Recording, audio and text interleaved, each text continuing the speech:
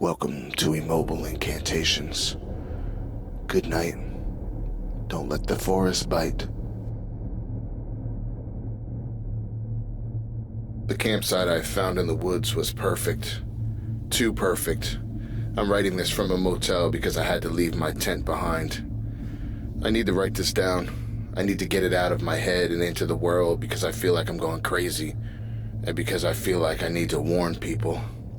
I'm an experienced hiker, not one of those weekend warriors who sticks to the paved, well-marked trails. I like deep woods, the places where you can walk for a whole day and not see another soul. I had a long weekend, so I decided to tackle a remote trail in a state forest a few hours from my home. My plan was simple. Hike in about 5 or 6 miles, find a good spot, camp for the night, and hike out the next day. Standard stuff. The hike in was beautiful. The air was crisp, the sky was brilliant, cloudless blue, and the late autumn sun cast long, golden shafts of light through the canopy. The only sounds were the crunch of my boots on the fallen leaves, the chatter of a distant sparrow, and the wind whispering through the trees. This is why I do it. The feeling of absolute peace, of being completely disconnected from the noise of the world. After a few hours of steady hiking, I started looking for a place to make camp. I was looking for the usual, a relatively flat spot, not too close to the trail, preferably with access to a water source, and then I found it. It wasn't just a good spot, it was a perfect spot, unnaturally perfect. I stepped off the main trail, pushing through a thicket of ferns, and found myself in a clearing I can only describe as idyllic. It was a perfect circle, maybe 40 feet in diameter. The ground was covered in a carpet of short, soft, vibrant green grass that looked more like a meticulously manicured lawn than a patch of wild forest floor. And these trees, the trees formed a perfect, unbroken ring around the clearing. Tall, ancient oaks and pines stood shoulder to shoulder, their branches interlocking overhead like some kind of dome, leaving this single, perfect circle of green open to the sky. It was like something out of a fairy tale. A small rational part of my brain registered how strange it was. Clearings in dense forests are rarely so symmetrical. The grass shouldn't be so uniform, so soft, but the overwhelming feeling was one for discovery, of incredible luck. It felt safe, protected.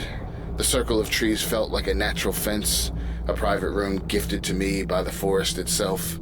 I dismissed my unease as my city dweller's cynicism. I had found the jackpot of campsites. I dropped my pack with a contented sigh and set to work.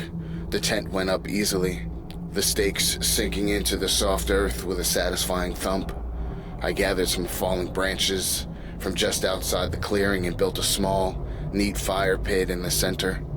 Soon a cheerful little fire was crackling away, warding off the evening chill. I cooked a simple meal of dehydrated chili and sat on my log, watching the flames dance as the sun set, painting the sky above the circle of trees in hues of orange and purple. This, I thought to myself, is perfect. This is what it's all about. As true darkness fell, the forest changed, as it always does. The familiar woods of the day became a strange place of shadows and unseen movements, but I was snug in my little circle of light and warmth. I felt completely secure. After cleaning up my cook set, I doused the fire thoroughly, making sure every last ember was out, and crawled into my tent. I zipped up the flap, settling into my sleeping bag, and tried to sleep, and that's when the perfection started to unravel. It began with a feeling, a strange sensation from the ground beneath me. It was a faint, almost impeccable movement, directly under my sleeping bag. It felt like insects, a whole lot of them, moving around just under the tent floor. A low-grade, creepy, crawly feeling. I tried to ignore it. I'm in the woods, after all. There are bugs. I pulled my sleeping bag tighter around me and closed my eyes, focusing on the gentle sounds of night. But I couldn't sleep. The feeling persisted, a constant, subtle, wriggling sensation against my back. It wasn't painful. It was just wrong. And then the noises started. They came from outside the tent, from the ring of trees surrounding the clearing, a snap of a twig, the dry rustle of leaves. At first I assumed it was just an animal. A deer, maybe a raccoon, but the sounds were too regular. Snap, rustle, snap. They seemed to be moving slowly around the perimeter of the clearing, like someone is moving around me in the darkness. My heart started to beat a little faster. I lay there, perfectly still, my eyes straining in the darkness, and then I saw the shadows. My tent is made of a thin, light-colored nylon. The moon was bright, and it cast eerie, dancing shadows of the tree branches onto the tent walls. I watched them, trying to calm my racing mind. It's just the wind, I told myself. The wind is making the branches move. But there was no wind. The air was dead still. Yet the shadows on my tent walls were moving.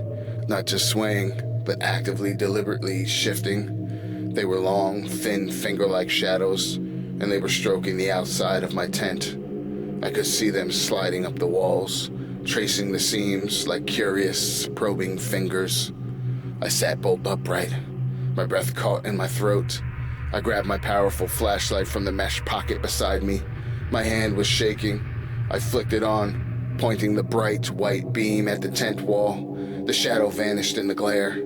I swept the beam around the inside of the tent. Nothing. Just me, my gear, my hammering heart. I turned the light off. The shadow fingers returned, caressing the thin fabric. I was terrified now. The feeling from the ground had intensified.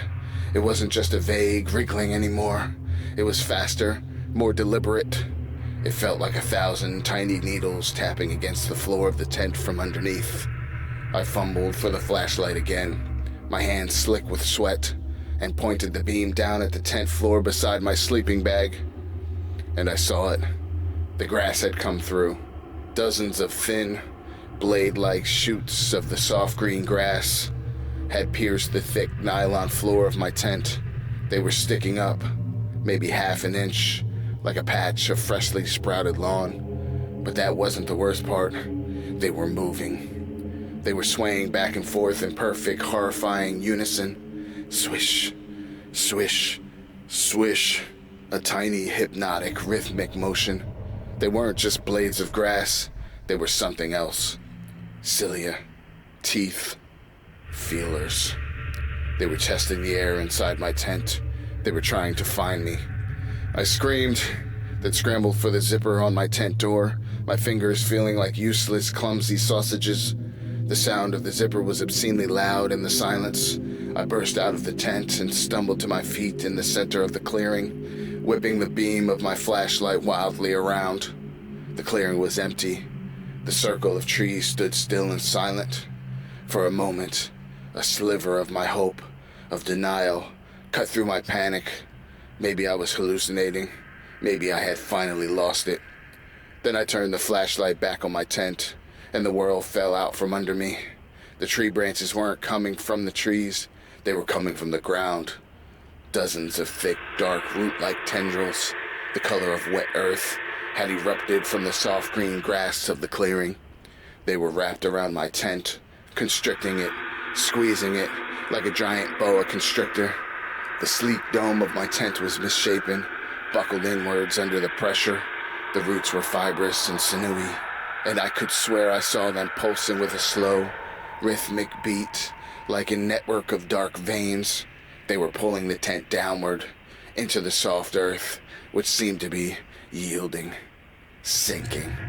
It looked like my tent was being eaten, digested, and in that moment of absolute soul-shattering horror, I understood. I didn't think. I didn't grab my pack. I didn't try to save my expensive gear, my phone, my wallet. They were all in the tent, a tent that was currently being swallowed by the ground. The only thing I had was my flashlight in my hand and the clothes on my back. I ran. I ran for the gap in the trees that led back to the trail, my feet pounding on the soft living earth. I felt strange, sucking sensation with every step, and the ground itself was trying to hold me back. I crashed through the ferns and onto the hard-packed dirt of the trail, and I didn't stop. The run through the forest was a blur of pure, animal panic. The beam of my flashlight bounced and jittered, illuminating a chaotic, terrifying slideshow of dark tree trunks and twisted roots, and gaping black shadows. Every rustle of leaves was the creature, its tendrils slithering after me. Every shadow was its gaping maw. I ran until my lungs felt like they were on fire, until my legs were jelly, until I was sobbing and grasping for air. After what felt like an eternity, I saw it, a glint of reflected light through the trees. My car. The sight of that familiar, man-made object was the most beautiful thing I had ever seen.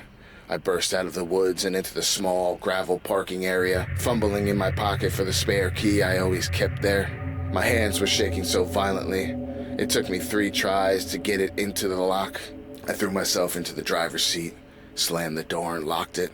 I sat there for a moment, my chest heaving, listening to the sound of my own ragged breath.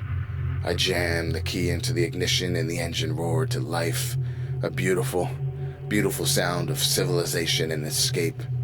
I didn't look back.